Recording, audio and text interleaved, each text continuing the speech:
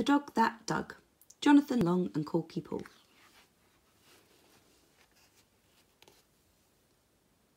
There once was a dog who was a bit of a clot. He'd buried his bone and forgotten the spot. He sniffed around the garden in search of his nibble, till he sniffed something nice and started to dribble. "That must be my bone," he said, "down in the muck. I knew I would find it with a bit of good luck." So he stuck in his paws and he scratched and he dug, till he found something hard and gave it a tug. But when he opened his eyes, guess what he found? It wasn't the bone that he'd left underground. It was an old brown shoe with a hole in the toe that someone had dropped a long time ago. "I can't eat that," said the dog with a frown.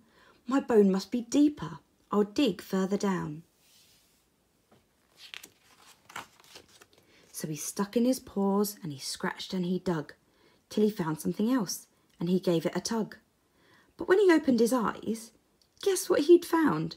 It wasn't the bone that he'd left underground.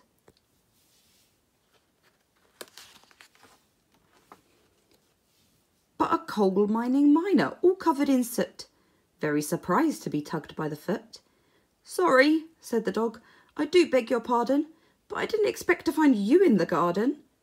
The miner yelled, "Bad boy," and made quite a fuss, then strode down the road to look for a bus.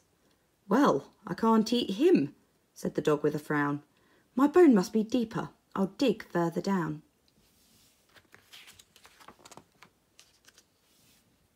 So he stuck in his paws and he scratched and he dug, till he found something else and he gave it a tug. It was terribly heavy and the dog had to battle, but at last it came out with a shake and a rattle. Can you guess what it was? The thing that he found? A tubular train that chuffed underground, with 24 carriages all full of faces, and a little fat driver in a hat and some braces. "What are you doing? This isn't my station," shouted the driver with great indignation. "Sorry," said the dog, "I do beg your pardon. I didn't expect to find you in the garden." "Well, I can't eat him," said the dog with a frown. "My bone must be deeper. I'll dig further down." So he stuck in his paws and he scratched and he dug, till he found something else and gave it a tug. But tugging it out was a terrible strain, more of a strain than the tubular train. And when it was out, guess what he'd found, buried away deep under the ground?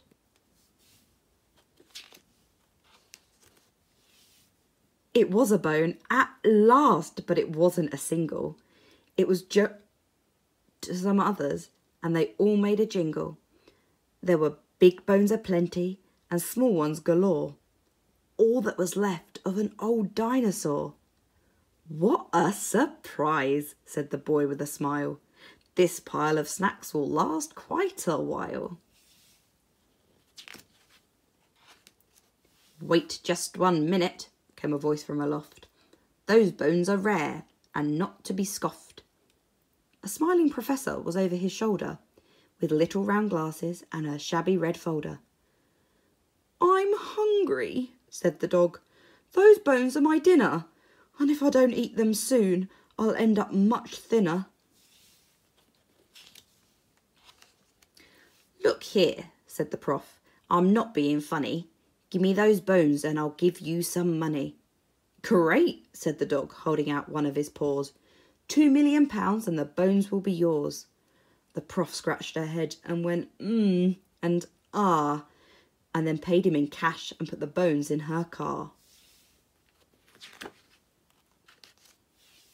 When she had gone, the dog went to the shops and bought a pound of his favourite chops, and steaks and burgers and sausages in strings, and hot spicy pies and other nice things. Then he invited his friends for a beautiful dinner, where no one had bones and no one got thinner.